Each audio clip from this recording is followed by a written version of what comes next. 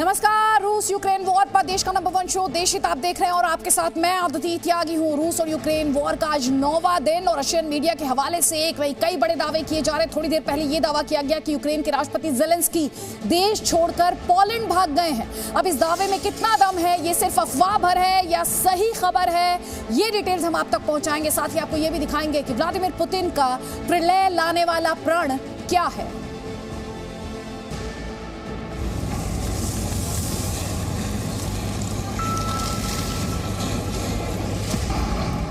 Kyiv पर रूस की सबसे खतरनाक एयर स्ट्राइक।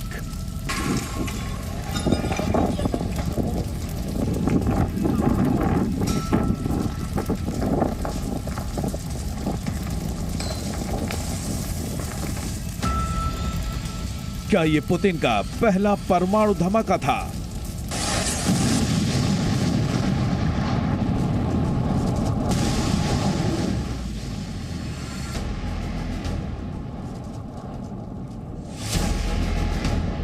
यह परमाणु धमाके से पहले का अलार्म था।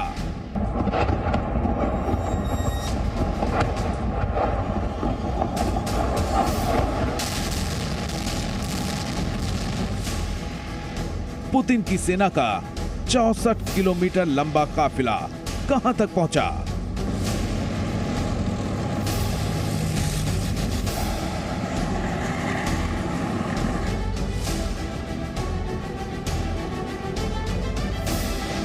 बम हो या बयान, जंग में कैसे बेखौफ हुए यूक्रेन के प्रधान।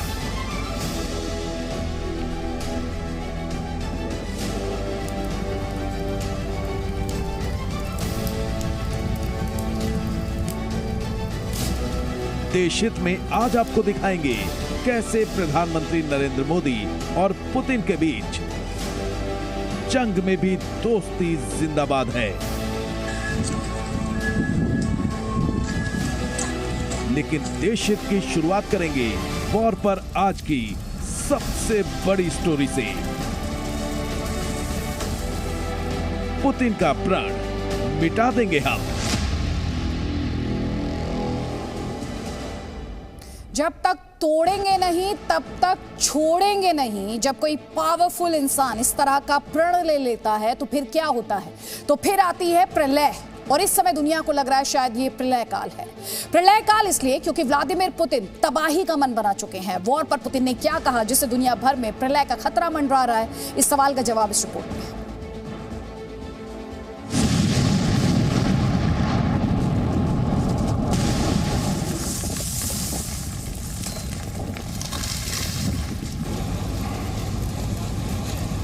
धुएं का ये गुबार देख रहे हैं आप।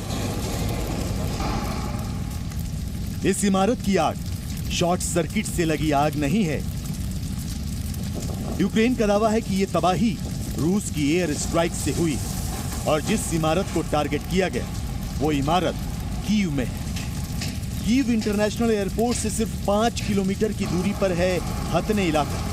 यह हमला वहीं हुआ है, यानी यूक्रेन की राजधानी में रूस का हवाई हमला पहले से ज्यादा विकराल होता जा रहा है।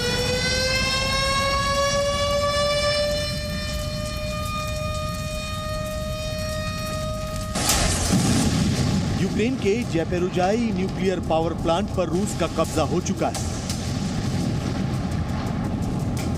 शहर के शहर तबाह हो चुके हैं। अब सवाल है कि पुतिन कहां जाकर रुकेंगे, क्योंकि दुनिया के ताकतवर देशों में ज्यादातर रूस के खिलाफ खड़े हैं। फिर भी पुतिन को रोकना क्यों नामुमकिन हो रहा है? आखिर पुतिन मिटाने की बात क्यों कर रहे हैं? पुतिन आखिर किसे मिटाना चाहते हैं? इन सारे सवालों का जवाब हम आपको देंगे, लेकिन उससे पहले ये वीडियो देखिए।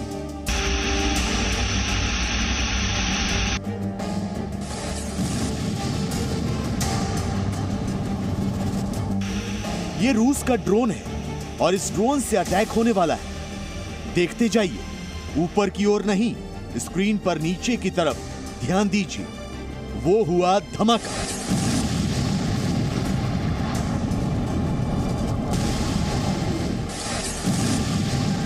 रूस का ड्रोन अटैक यूक्रेन में किस पर हुआ जानते हैं आप? यूक्रेन की एदर बटालियन पोस्ट पर। एदर बटालियन यूक्रेन की आर्मी का अहम हिस्सा है। यह वीडियो रूस के रक्षा मंत्रालय ने जारी किया है। अब हम आते हैं उस सवाल पर कि आखिर पुतिन किसे मिटाना चाहते हैं। 3 मार्च को पुतिन और फ्रांस के राष्ट्रपति इमैनुअल मैक्रों के बीच 90 मिनट तक बातचीत हुई थी। उस बातचीत में मैक्रों पुतिन से बार बार कहते रहे कि जंग रोक दीजिए, यूक्रेन पर हमला अब बंद कीजिए। लेकिन जानते हैं पुतिन ने क्या जवाब दिया? पुतिन ने कहा यूक्रेन को सबक सिखाए बगैर नहीं रुकेंगे। और दूसरी बड़ी बात जो उन्होंने फ्रांस के राष्ट्रपति से कही वो ये कि यूक्रेन को हथियार मुक्त करने तक जंग जारी रहेगी। यानी पुतिन ने तय कर लिया है कि पश्चिमी देश यूक्रेन को रूस के खिलाफ लड़ने के लिए हथियार भेजेंगे और रशियन फौज उन हथियारों को तबाह करेगी। पुतिन का इरादा हथियार मुक्त यूक्रेन बनाने का भी है और ज़ेलेंस्की को सबक सिखाने का भी। सबक ऐसा कि यूक्रेन फिर से अमेरिका और नेटो देशों से दोस्ती का सपना देखना छोड़ दे। और इसीलिए इमैनुअल मैक्रों को भी पुतिन से बातचीत के बाद कहना पड़ा कि आने वाले दिनों में जंग और खतरनाक होगी। C'est donc bien seul et de manière délibérée que, reniant un à un les engagements pris devant la communauté des nations, le président Poutine a choisi la guerre. Putin पर प्रतिबंधों की जितनी मिसाइलें गिराई जा रही हैं, वो यूक्रेन के खिलाफ और ज्यादा हमलावर हो रहे हैं। यानी इस वक्त रशियन सेना का जो मिजाज है उसे देखकर लगता है कि पुतिन अपने दुश्मन को मिटाकर ही दम लेंगे। ब्यूरो रिपोर्ट, जी मीडिया। और देश में इस वक्त बड़ी खबर हम देना चाहते हैं। कैपिटल कीव पर रशियन फोर्सेस ने अपने स्ट्राइक तेज कर दिए हैं। एक बिल्डिंग को निशाना बनाया गया है और एक साथ इस बिल्डिंग पर 5 रॉकेट दागे गए हैं। कैपिटल कीव पर यह बड़ा हमला रशियन फोर्सेस द्वारा एक साथ 5 रॉकेट्स दागने की खबर मिल रही है इस वक्त। ये बड़ी खबर हम आपको दिखा रहे हैं। देखिए इस वक्त आपके स्क्रीन पर बाकायदा आप देख सकते हैं कैसे एक के बाद एक कई एक्सप्लोजन्स आप इस वीडियो में देख सकते हैं। 5 रॉकेट किस तरह से दागे गए हैं वो ये बयां करने के लिए ये वीडियो काफी है। और रूस और यूक्रेन वॉर का 9वां दिन आज बहुत बड़ी घटना हुई। यूक्रेन के परमाणु प्लांट पर अटैक हुआ, आग लगी। रूस और यूक्रेन दोनों देशों ने इस आग के लिए एक दूसरे को जिम्मेदार ठहराने की कोशिश की, लेकिन सच क्या है? क्या ये आग कहीं परमाणु युद्ध का ट्रेलर तो नहीं है? जवाब इस रिपोर्ट में।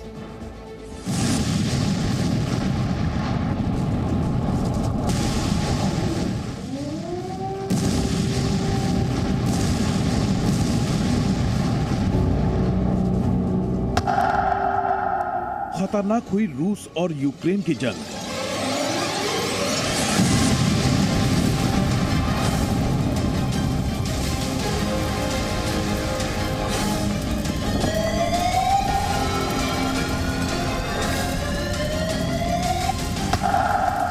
यूक्रेन के परमाणु प्लांट पर हुआ हमला।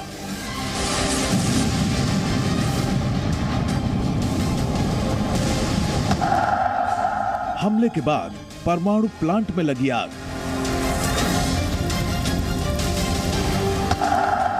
पुतिन का पहला परमाणु धमाका।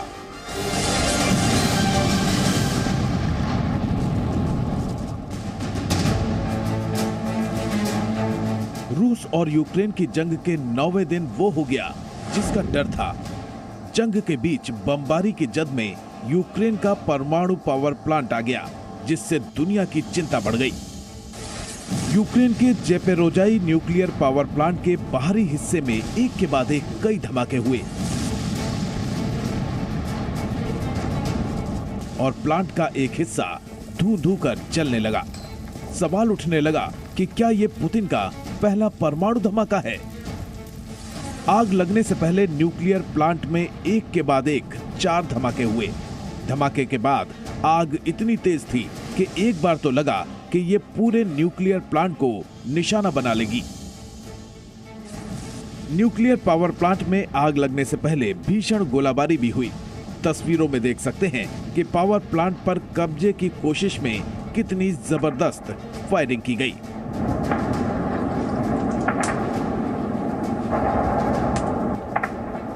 रशिया और यूक्रेन दोनों तरफ से की जा रही इस गोलीबारी की गूंज काफी दूर तक और देर तक सुनाई दी।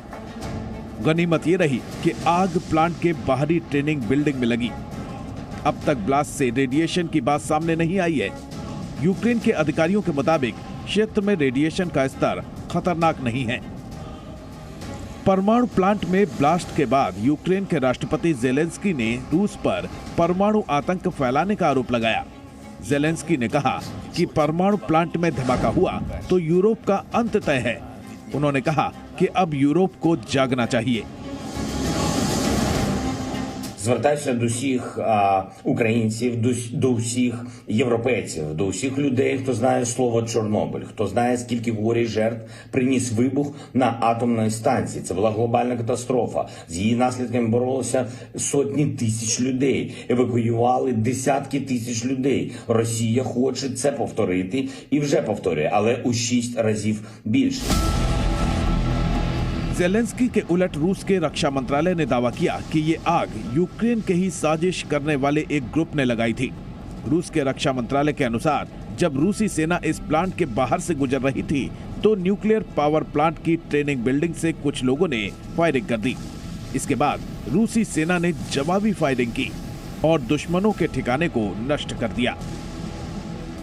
The nationalists who captured the training center nearby of this nuclear station and opened fire against the Russian soldiers. And when Russian soldiers were targeting them, they were trying to leave this area and have blown up one of the buildings. But of course, a nuclear station remains safe, and actually it is functioning properly. फिलहाल परमाणु power plant में लगी आग बुझा दी गई है। परमाणु plant में अगर ब्लास्ट होता तो खतरे की जद में कई देश आ जाते। एक्सपर्ट्स के मुताबिक रेडिएशन फैलता तो रूस और यूक्रेन समेत पूरा यूरोप तबाह हो जाता। दरअसल Zaporizhzhia nuclear power plant Europe का सबसे बड़ा न्यूक्लियर पावर प्लांट है। दुनिया के 10 सबसे बड़े प्लांट में से एक है। न्यूक्लियर प्लांट में 6 रिएक्टर्स लगे हैं। यूक्रेन के 4 सक्रिय परमाणु सुविधाओं में से एक है। यूक्रेन की 1/4 बिजली की आपूर्ति करता है। प्लांट की क्षमता 5700 मेगावाट बिजली उत्पादन की है। प्रेसिडेंट पुतिन लगातार उन पर अटैक कर रहे हैं, वो शायद एक प्रेशर टैक्टिक का हिस्सा है। यूरोप का सबसे बड़ा पावर प्लांट है उस पर्टिकुलर एरिया में, तो डेफिनेटली रेडिएशंस उसके सबसे ज़्यादा खतरनाक होंगे, जो ह्यूमन बींग्स के लिए बहुत बड़ा खतरा पैदा कर सकते हैं। हिरोशिमा और नागासाकी वाला इवेंट भी याद है, जिसको 1945 के बाद इतना लंबा समय गुजर गया। उस एरिया में अभी भी केसेस आते हैं और मैं खुद वहाँ पे जाके देखा एक बार। इवन वहाँ जो पूरे उस एरिया से निकल के जो अभी भी बच्चे जाते हैं, वहाँ पे काफ़ी संख्या में वो उनका कुछ ना कुछ प्रॉब्लम होता है। परमाणु प्लांट में ब्लास्ट के बाद दुनिया भर में चिंता बढ़ गई। पूरे यूरोप पर खतरा मंडराने लगा। फिलहाल हालात कंट्रोल में हैं। प्लांट पर अब रशिया का कब्जा है। अब एक्सपर्ट सलाह दे रहे हैं कि युद्ध में न्यूक्लियर पावर प्लांट को निशाना नहीं बनाना चाहिए, वरना खतरा काफी बढ़ सकता है। कि अगर रेडिएशन डिटेक्ट हो रहा है तो मतलब कुछ लीकेज हुआ होगा, इसलिए तो वो कह रहे हैं कि कुछ डिटेक्ट हो रहा है। तो मुझे लगता है अभी से ही हम लोगों ने सतर्क हो जाना चाहिए और इस तरह की घटना नहीं होने के लिए बहुत ज़रूरी है कि युद्ध अभी तुरंत पहले तो सीज फायर होना चाहिए। दरअसल पिछले 3 दिनों से परमाणु युद्ध की बात चल रही है। दुनिया डरी हुई है। आज सुबह सुबह पूरी दुनिया न्यूक्लियर प्लांट में लगी इस आग को देखकर कांपने लगी। रेडिएशन का डर सताने लगा। राहत की बात यह रही कि आग ज्यादा नहीं फैली। वक्त रहते न्यूक्लियर पावर प्लांट में लगी आग बुझा ली गई। ब्यूरो रिपोर्ट, जी मीडिया। और देश हित में इस वक्त की बड़ी खबर, यूक्रेन ने रूसी सेना पर जवाबी कार्रवाई की है। कीव के बाहर रूसी सेना के ठिकाने पर यूक्रेन द्वारा हमला किया गया है। यूक्रेन ने रूसी सेना पर कई रॉकेट दागे हैं। हम आपको इस वक्त ये बड़ी खबर यूक्रेनियन फोर्सेस द्वारा किस तरह जवाब दिया जा रहा है रशियन फोर्सेस को, थोड़ी देर पहले हमने आपको दिखाया कीव में रॉकेट दागे गए। अब हम आपको बता रहे हैं यूक्रेनियन फोर्सेस द्वारा किस तरह जवाबी कार्रवाई करते हुए जो रूसी काफिला है उसे निशाना बनाया गया है। कीव के बाहर रॉकेट्स लॉन्च किए गए हैं, रॉकेट्स दागे गए हैं। तो हमने आपको बताया कि कैसे रशियन फोर्सेस पिछले 9 दिनों से यूक्रेन के अलग अलग शहरों पर लगातार बमबारी कर रहे हैं। यूक्रेन के राष्ट्रपति ज़ेलेंस्की अपने देशवासियों को बार बार ये भरोसा दे रहे थे कि वो सरेंडर करने के मूड में नहीं है। प्रेसिडेंट ज़ेलेंस्की ने एक ऐसा चक्रव्यूह भी तैयार किया जिसमें रूस को हर मोर्चे पर घेरा जा सके। वो सीधे सीधे पुतिन को ललकार रहे थे, पलटवार करने का दावा कर रहे थे। लेकिन आज रशियन मीडिया के हवाले से ये खबर आई है कि प्रेसिडेंट ज़ेलेंस्की कीव में नहीं है। रशियन मीडिया ये भी दावा कर रहा है कि प्रेसिडेंट ज़ेलेंस्की कीव छोड़कर पोलैंड भाग गए हैं, पोलैंड चले गए हैं। इस वक्त ये बड़ी खबर हम आपको रूसी मीडिया के हवाले से, रशियन मीडिया के हवाले से दिखा रहे हैं, जहां रिपोर्ट्स में ये दावा किया जा रहा है कि प्रेसिडेंट ज़ेलेंस्की अब कैपिटल कीव में नहीं है, वो भाग गए हैं।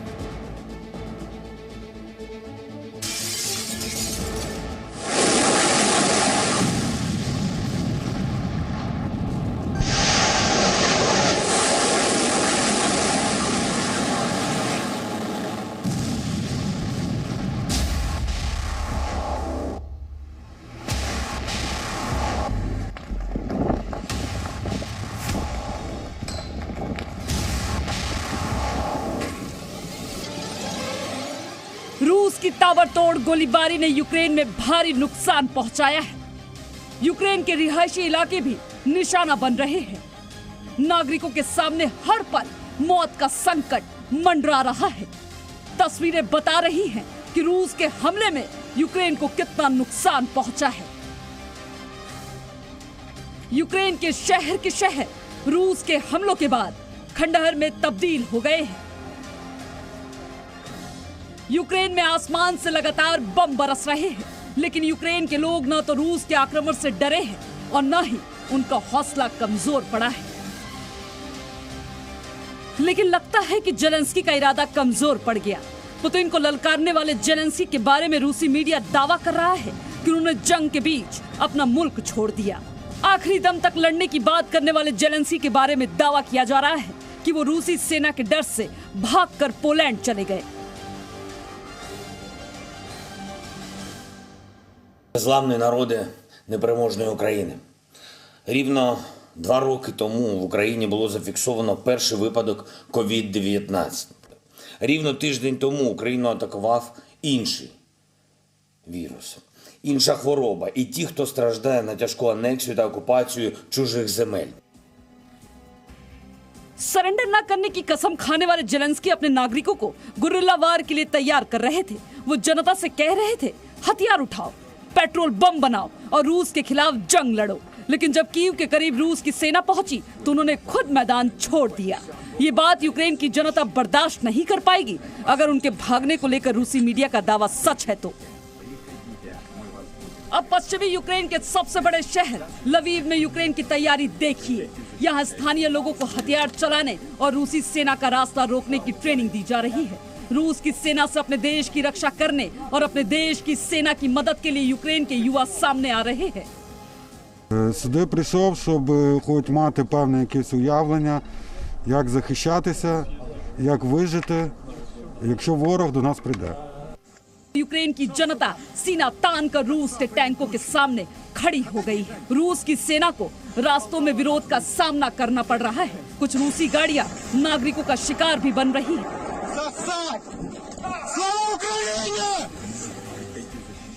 कीव की तरफ लगातार बढ़ रही पुतिन की सेना को रोकने के लिए भी खास तैयारी की जा रही है। सड़कों पर एंटी टैंक बैरिकेड बनाए जा रहे हैं। लोहे से ऐसे बड़े बड़े बैरिकेड बनाए जा रहे हैं जिनको भेद पाना रूस की टैंक्स के लिए नामुमकिन हो। यूक्रेन के लोग सेना की मदद को सामने आ रहे हैं ताकि अपने देश की रक्षा की जा सके। हमलों से बचाने के लिए बच्चों और महिलाओं को सुरक्षित जगहों तक पहुंचाया जा रहा है। कीव के आसपास रह रहे लोगों को पुलिस सुरक्षित जगहों तक पहुंचने में मदद कर रही है। राजधानी कीव में बड़े पैमाने पर बम शेल्टर भी बनाए गए हैं ताकि रूसी सेना की बमबारी से लोगों को बचाया जा सके। और पश्चिमी यूक्रेन के सबसे बड़े शहर लवीव में भी नए बम शेल्टर बनाने का काम भी तेजी से किया जा रहा है। लवीव के इस पार्क में यूक्रेन के नागरिक भी बम शेल्टर बनाने में जुटे हैं ताकि अपने लोगों की सुरक्षा की जा सके। अपने देश में मिल रहे समर्थन के बावजूद जेलेंस्की का अपना मुल्क छोड़कर भाग जाना, जब यूक्रेन को जेलेंस्की की सबसे ज्यादा जरूरत थी तब अपनी जान बचाने के लिए कीव छोड़कर पोलैंड चले जाना, ये क्या है? अगर ये सच है तो फिर आप कह सकते हैं कि जेलेंस्की ने अपने ऊपर भगौड़े का ऐसा टैग लगा लिया जो इतिहास में कभी भी मिट नहीं सकता। ब्यूरो रिपोर्ट, जी मीडिया।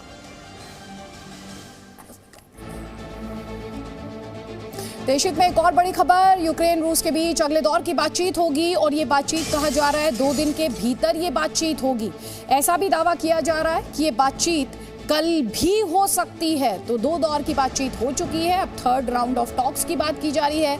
दोनों देश बातचीत के टेबल पर तो आ रहे हैं, लेकिन समाधान के लिहाज से, क्योंकि आप लगातार जब देश हित देख रहे हैं तो आप देख रहे हैं कि रशियन स्ट्राइक्स की बात की जा रही है और यूक्रेनियन फोर्सेस के पलटवार की भी बात की जा रही है। मानवीय कॉरिडोर पर सहमति बनी थी, यूक्रेन ने इमीडिएट सीज फायर की शर्त रखी थी। मानवीय कॉरिडोर की बात कही थी जब 2nd राउंड ऑफ टॉक्स हुए थे, जिनमें से रशिया ने मानवीय कॉरिडोर की बात को कबूल कर लिया था। अब 3रे दौर की बातचीत होगी, अगले 2 दिन में हो सकती है। ऐसा भी कहा जा रहा है कि बातचीत कल भी हो सकती है।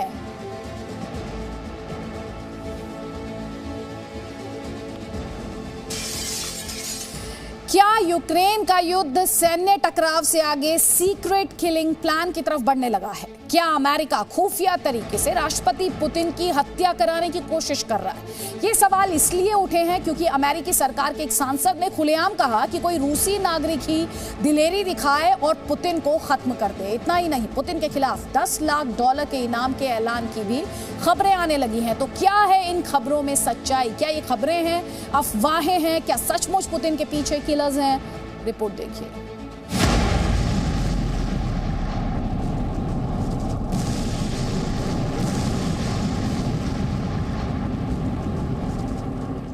9 दिन से यूक्रेन का कुरुक्षेत्र कभी शांत नहीं हुआ है।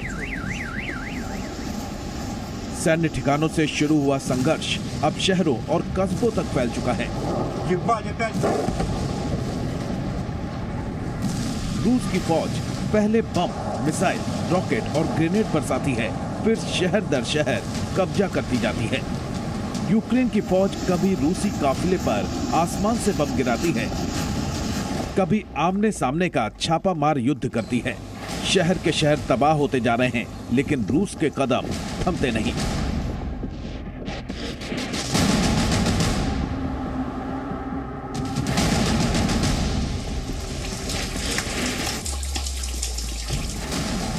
समझौते के लिए अपील पर अपील और बैठक पर बैठक हो रही है, लेकिन युद्ध रुकने की गुंजाइश नहीं।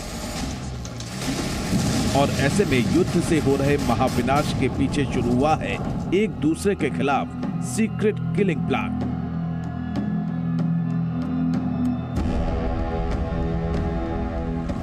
रूस की सेना यूक्रेन की ओर बढ़ी थी, तब अमेरिका चेतावनी दे रहा था। रूसी सेना यूक्रेन की सरहदों पर युद्धाभ्यास के नाम पर गोले बरसा रही थी, तो अमेरिका धमकी दे रहा था। रूस की सेना ने यूक्रेन पर धावा बोल दिया तो बाइडेन को साफ सूंघ गया। पुतिन की आर्मी यूक्रेन को रौंदती जा रही थी, तो अमेरिका से यूएन तक बैठक पर बैठक होती रही। पुतिन की फौज कीव के दरवाजे तक पहुंच गई तो अमेरिका की फिक्र बढ़ने लगी। पुतिन न सुनने को तैयार थे, न समझौते को तैयार थे, न थमने को तैयार थे, न छोड़ने को तैयार थे।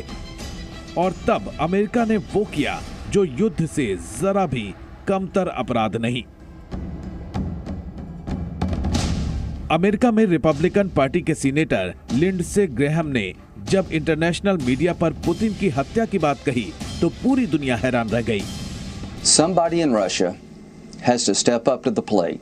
Is there Brutus in Russia? Is there a more successful Colonel Stauffenberg in the Russian military?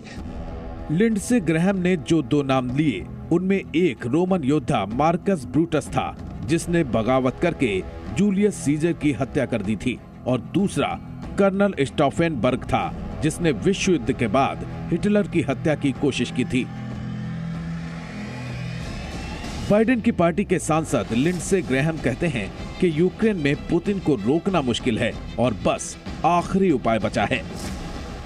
The only way this ends, my friend, is for somebody in Russia to take this guy out. You would be doing your country a great service and the world a great service. Ukraine में रूसी हमले में हो रहे संघार से नाराज एक और रशियन कारोबारी का नाम चर्चा में आया है। खबर आई है कि कैलिफोर्निया में रह रहे रूसी कारोबारी एलेक्स कोनानिखिन ने रूस के राष्ट्रपति व्लादिमीर पुतिन को पकड़ने वाले को $10 लाख का इनाम देने का ऐलान किया है। पश्चिमी मीडिया के मुताबिक सैन फ्रांसिस्को के एक निवेशक ने सबसे पहले इस तरह का एक पोस्टर सोशल मीडिया पर डाला था। बाद में फेसबुक से वो तस्वीर हटा ली गई और एलेक्स कोनानिखिन ने भी इनकार कर दिया, लेकिन एलेक्स ने फिर लिखा, हालांकि ऐसा होता है तो दुनिया भर में करोड़ों लोग खुश होंगे। मैं मानता हूं कि पुतिन को करतूत की सजा मिलनी चाहिए। 1992 में रूस से भागे और पुतिन के जमाने में जेल की सजा काट चुके एलेक्स अब करीब $2.5 अरब की टेक कंपनी के को फाउंडर हैं, लेकिन पुतिन के घोर विरोधी भी हैं।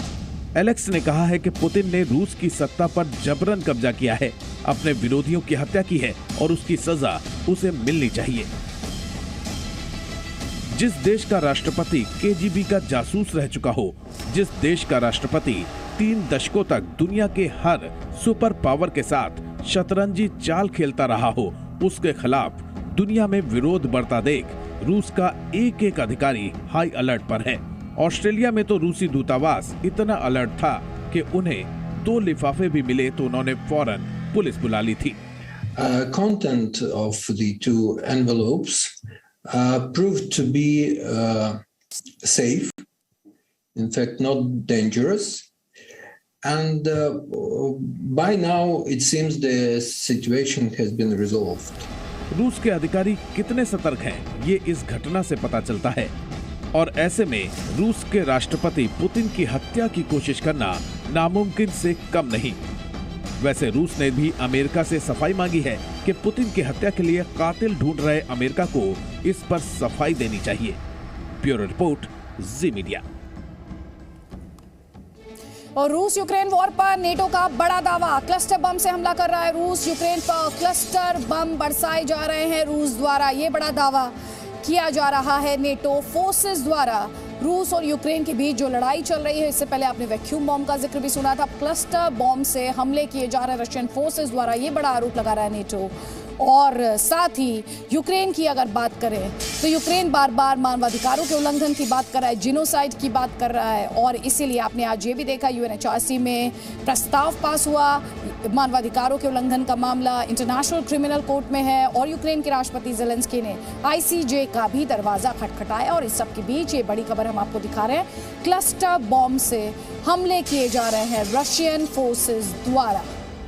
ये दावा किया जा रहा है, ये आरोप लगाया जा रहा है नेटो द्वारा। और आपको बता देते हैं, आज वॉर का 9वां दिन है और यूक्रेन पर रूस के हमले भीषण होते जा रहे हैं, तेज होते जा रहे हैं। और एक न्यूक्लियर पावर प्लांट जिसे लेकर यूक्रेन लगातार कंसर्न जाहिर करता रहा, जिसे यूरोप का भी सबसे बड़ा न्यूक्लियर पावर प्लांट कहा जाता है, उस पर अब रूस का कब्जा है। रूस की बम वर्षा से शहर के शहर खाक होते जा रहे हैं। वॉर जोन में अब भी कई भारतीयों के फंसे होने की खबरें आ रही हैं। हालात मुश्किल जरूर है, लेकिन इस मुश्किल घड़ी में भी दोस्ती जिंदाबाद है। ये भारत और रूस की दशकों पुरानी दोस्ती ही है कि चारों ओर से घिरे हुए पुतिन को भारत का ख्याल है, भारतीयों की फिक्र है। और पुतिन भारतीयों के लिए क्या करने जा रहे हैं, इस रिपोर्ट में देखिए।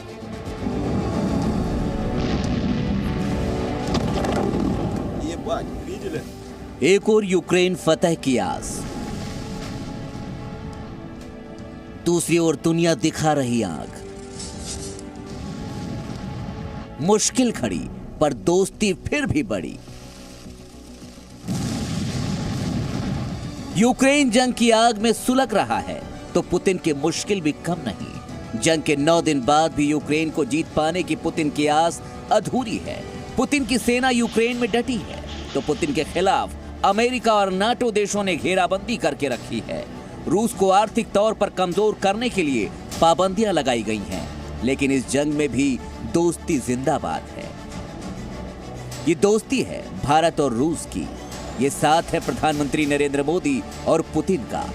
वॉर जोन से भारतीयों को सुरक्षित लाना प्रधानमंत्री नरेंद्र मोदी का सबसे बड़ा इम्तिहान है, तो इसकी कमान पुतिन ने भी संभाल ली है। हर भारतीय की वापसी के लिए प्रधानमंत्री Narendra Modi high level meeting कर रहे हैं।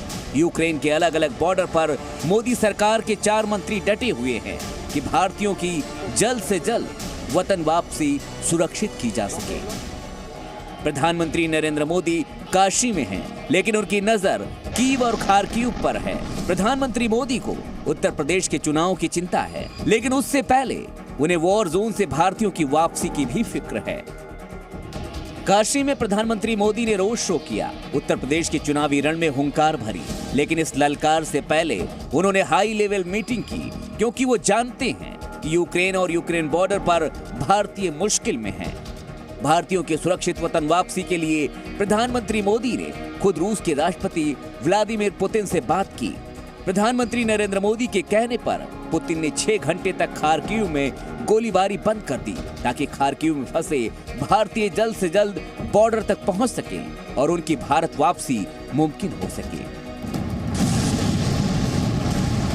यूक्रेन से जारी जंग के बीच रूस मानो कॉरिडोर बनाने को लेकर भी सहमत है, तो इसकी बड़ी वजह यह भी हो सकती है कि पुतिन के प्लान में भारतीयों का ख्याल हो। रूस चाहता हो कि हर भारतीय जल्द से जल्द इस वॉर जोन से बाहर निकल जाए।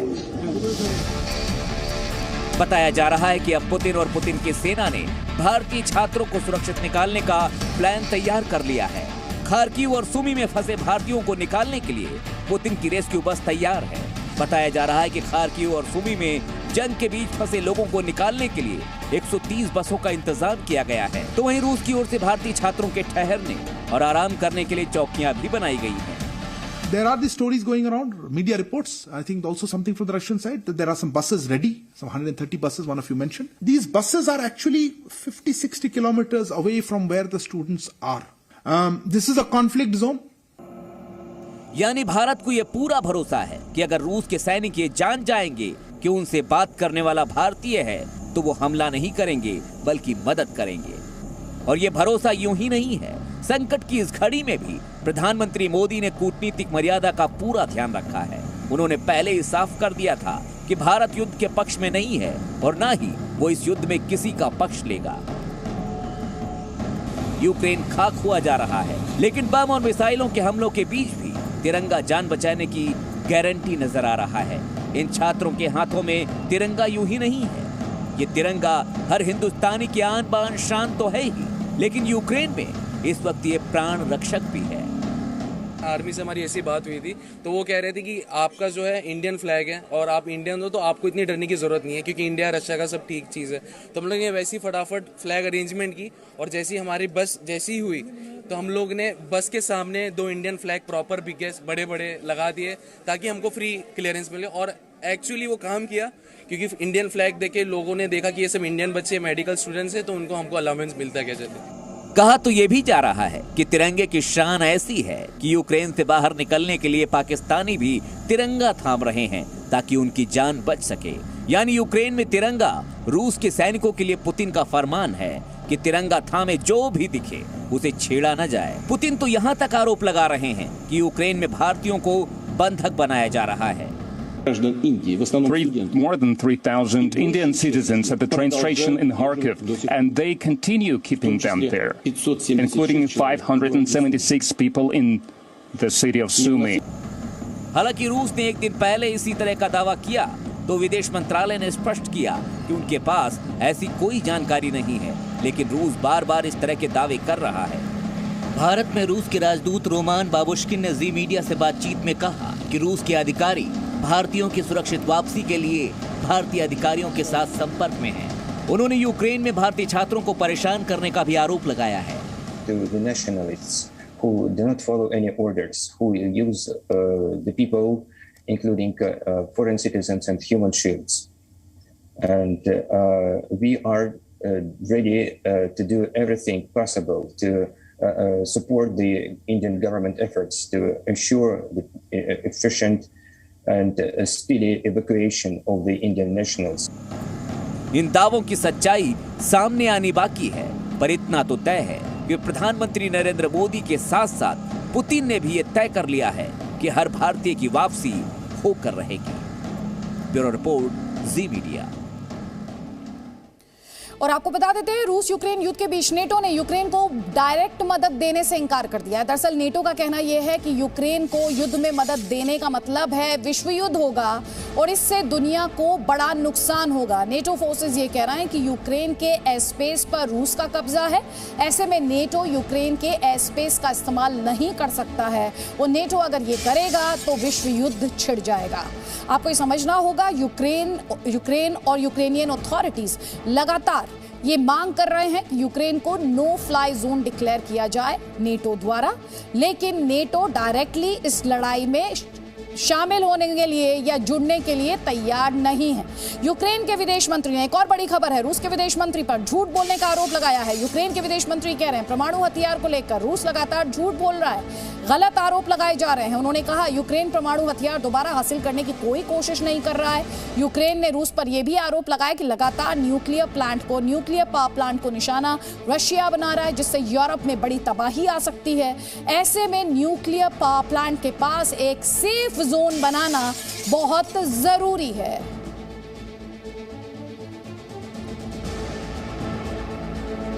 तो यूक्रेन कह रहा है रूस झूठ बोल रहा है, प्रोपेगेंडा चला रहा है, परमाणु हथियारों को लेकर झूठा आरोप यूक्रेन पर रूस लगा रहा है। ये बड़ा आरोप यूक्रेन का है। पुतिन का प्लान साफ है, वो रुकने के मूड में नहीं और अब उनका अगला टारगेट है कैपिटल कीव। कीव के बाहरी इलाकों में रूस के टैंकों का काफिला पहुंच चुका है। दूसरी तरफ रशियन फोर्सेस लगातार एयर स्ट्राइक कर रहे हैं और इन हमलों से कीव कराह रहा है।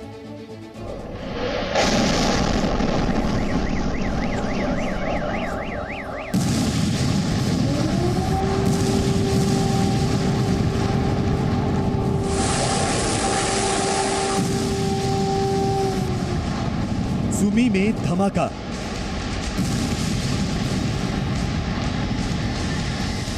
खार्किव पर कहर, मारियोपोल में तबाही, कीव पर आया काल,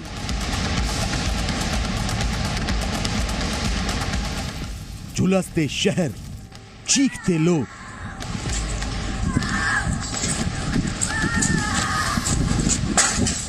चारों ओर धुआं ही धुआं। रूस के हमले से यूक्रेन चीख उठा है। तबाही कितनी बड़ी है वो आप इन तस्वीरों में देखिए। लेकिन ये तो बस महायुद्ध का ट्रेलर है। कीव पर कयामत मानो कल आएगी। रूस ने कीव फतेह की तैयारी पूरी कर ली है। इन सैटेलाइट तस्वीरों में साफ दिख रहा है कि रूस के सैनिकों ने किस तरह कीव की घेराबंदी की है। सैटेलाइट इमेज में 64 किलोमीटर लंबा टैंकों का यह काफिला कीव के बाहरी इलाकों तक पहुंच चुका है और अब यह काफिला तेजी से कीव की ओर बढ़ रहा है। टैंकों के काफिले की गड़गड़ाहट ज़ेलेंस्की और कीव में रहने वाले लोगों की धड़कन बढ़ा रही है, क्योंकि कीव की ओर बढ़ता यह काफिला नहीं, कयामत की दस्तक है जो कीव के दरवाजे तक पहुंच चुकी है। इन टैंकों के पहुंचने से पहले ही रूस ने कीव को कब्रिस्तान बना देने की ठान ली है। रूस की मिसाइल कीव पर ताबड़तोड़ हमले कर रही है।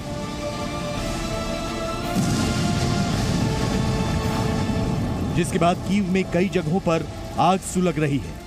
कीव के तेल डिपो में लगी ये आग भी रूस के हमले के कारण बताई जा रही है। धुएं का ये गुबार आसमान को ढक रहा है। रिहायशी इलाके के पास लगी इस आग पर काबू पाने की कोशिशें जारी हैं। स्थानीय लोगों और अधिकारियों का कहना है कि रूस की ओर से दागी गई मिसाइल ने इस तेल डिपो को खाक कर दिया। रूसी सेना के ताबड़तोड़ हमलों से यूक्रेन की राजधानी कीव दहल उठी है। कई इलाकों से धमाकों की आवाज सुनाई दे रही है। बारूदी धुएं से आसमान ढक चुका है। कीव पर बम वर्षा ने वहां लोगों की नींद उड़ा दी। ज़ेलेंस्की झुकने को तैयार नहीं है तो रूस भी रुकने को तैयार नहीं। रूस के हमलों ने कीव का क्या हाल बना दिया है वो आप इनसे समझिए। सैटेलाइट से ली गई इन तस्वीरों में सिर्फ तबाही नजर आ रही है। जलकर खाक हुई इमारतें, जमींदोज हो चुकी बिल्डिंगें, सड़कों पर सन्नाटा और जली हुई गाड़ियां। पहचान पाना मुश्किल है कि ये कीव है। कीव के कई हिस्से पूरी तरह तबाह हो चुके हैं। रूस के हमले के बाद हर जगह तबाही है। अब कीव के बाहरी इलाकों का हाल भी देख लीजिए। ये तस्वीरें हैटने से आई हैं, जहां रूस के हमले के बाद सिर्फ बर्बादी ही बर्बादी है। पूरा शहर उजड़ चुका है। बिल्डिंगें धधक रही हैं। सुलगती आग ठंडी नहीं पड़ रही, लेकिन घर के घर राख हो चुके हैं। कीव से लेकर चर्निहिव, खार्कीव, खरसोन, बुखा समेत कई शहरों में रूस एक के बाद एक हमले कर रहा है। रूस के प्रचंड वार से कीव थर्रा रहा है। ज़ेलेंस्की यूरोपीय देशों और अमेरिका की ओर मदद की आस लगाए बैठे हैं, लेकिन ज़ेलेंस्की के समर्थन में बड़े बड़े दावे करने वाले नेटो ने साफ कह दिया है कि यूक्रेन को अपनी जंग खुद लड़नी होगी। नेटो की सेना यूक्रेन में नहीं आएगी, यानी यूक्रेन को नेटो की सिर्फ जुबानी मदद से ही काम चलाना पड़ेगा। ब्यूरो रिपोर्ट, जी मीडिया।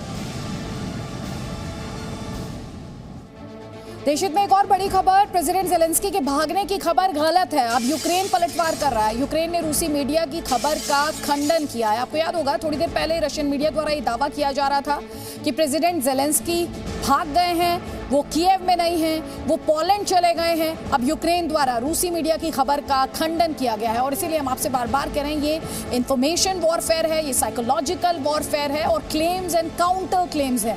थोड़ी देर पहले आपने रशियन मीडिया को ये दावा करते हुए देखा और सुना कि प्रेसिडेंट ज़ेलेंस्की, यूक्रेन के राष्ट्रपति, भाग गए हैं, कीव में नहीं है, पोलैंड में है। अब यूक्रेन पलटवार कर रहा है, इस खबर को गलत करार दे रहा है, इस खबर का खंडन कर रहा है प्रेसिडेंट ज़ेलेंस्की। हालांकि पहले ये स्पष्ट कर चुके हैं कि रशियन फोर्सेस का अगर टारगेट नंबर 1 कोई है तो वो खुद है, प्रेसिडेंट ज़ेलेंस्की हैं। और साथ ही आपको ये भी याद दिलाना चाहेंगे, अमेरिकी मीडिया द्वारा भी इस तरह की खबरें आई कि कैसे बीते 8 दिनों में 3 बार प्रेसिडेंट ज़ेलेंस्की की हत्या की कोशिश की गई, लेकिन वो हर बार बच गए। तो अब यूक्रेन द्वारा ये स्पष्ट किया जा रहा है, यूक्रेन ये दावा कर रहा है कि प्रेसिडेंट ज़ेलेंस्की कहीं नहीं भागे हैं, वो पोलैंड में नहीं है, वो यूक्रेन में है। तो यूक्रेन के खिलाफ इस लड़ाई में रूस दावा तो ये कर रहा है कि उसके हमले सिर्फ यूक्रेन के फोर्सेस के लिए हैं, लेकिन खार्कीव से लेकर चर्निहिव, तो दोनेत्स्क से लेकर मारियोपोल तक रूसी सेना के हमले के बाद जो तस्वीरें हम देख रहे हैं वो दिल दहलाने वाली तस्वीरें हैं। रिहायशी बस्तियां युद्ध भूमि में तब्दील हो चुकी हैं। जिन घरों से कभी किलकारियों की आवाज आती थी, वहां पर अब चित्कार सुनाई पड़ रही है।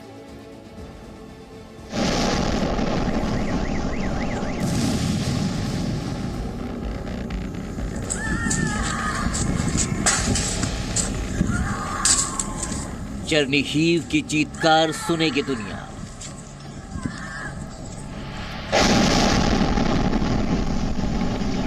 दूर सड़क से एक धमाका दिखता है और लोग सहम जाते हैं। काले धुएं का गुबार आसमान छूने लगता है और जब धमाके वाली जगह पर जाते हैं तो चारों ओर महाविनाश नजर आता है।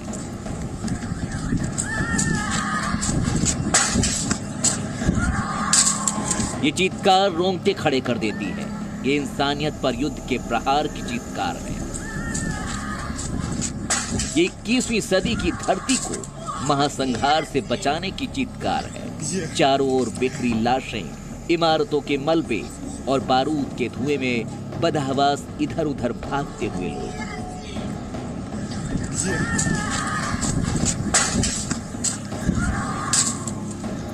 रूस की सेना ने कीव के उत्तरी इलाके में चर्निहिव में जब हमला किया तो सामने कोई सेना, कोई फौज नहीं, बल्कि आम लोगों का इलाका था।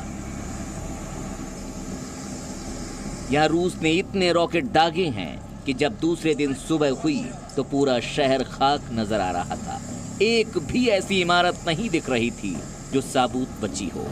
रिहायशी बस्तियों से लेकर स्कूलों तक चारों ओर रूसी हमले के निशान साफ देखे जा सकते थे। इन इलाकों में एक दिन में रूसी हमले की चपेट में आकर 33 आम लोगों की जान चली गई।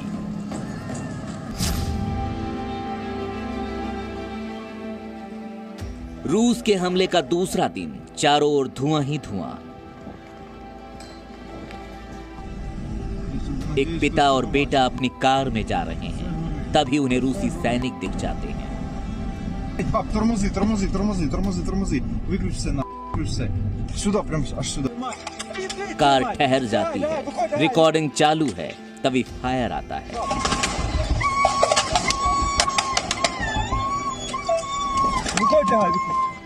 बेटा चीख पड़ता है।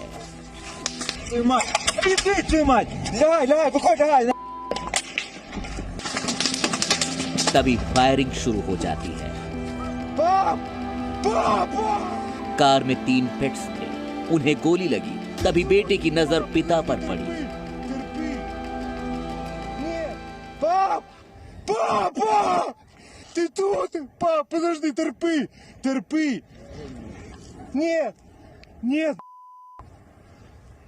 Нет, терпи, пап. फायरिंग बंद होती है। बेटा अपने पिता को उठाकर लाता है। Подожди. Дорвал ноги.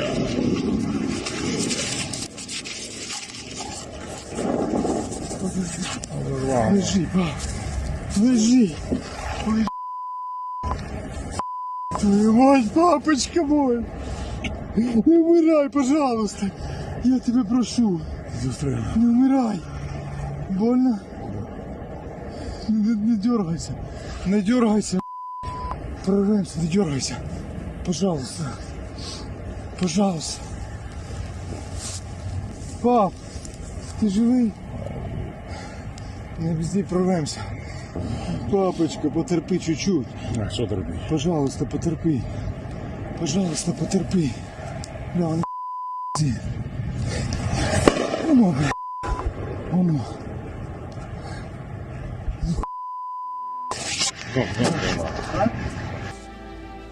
बेटा दिलासा देता रहा और चंद मिनटों बाद ओलेह बुलावेंको नाम के शख्स की वहीं मौत हो गई। साथ में 3 में से 2 डॉगी भी मारे गए, जिन्हें बचाकर ये लोग भाग रहे थे। ऐसी दहशत भरी घटनाओं को देखकर दुनिया में शायद ही कोई ऐसा इंसान होगा जो इस युद्ध को तुरंत बंद नहीं करना चाहेगा। लेकिन अमेरिका हो या फिर ब्रिटेन, यूएस हो या फिर नाटो, सारे के सारे एक सुनियोजित नरसंहार के तमाशबीन बने बैठे हैं। Bureau report, ji media. Presenting B News app, available on Google Play and App Store. Download it now.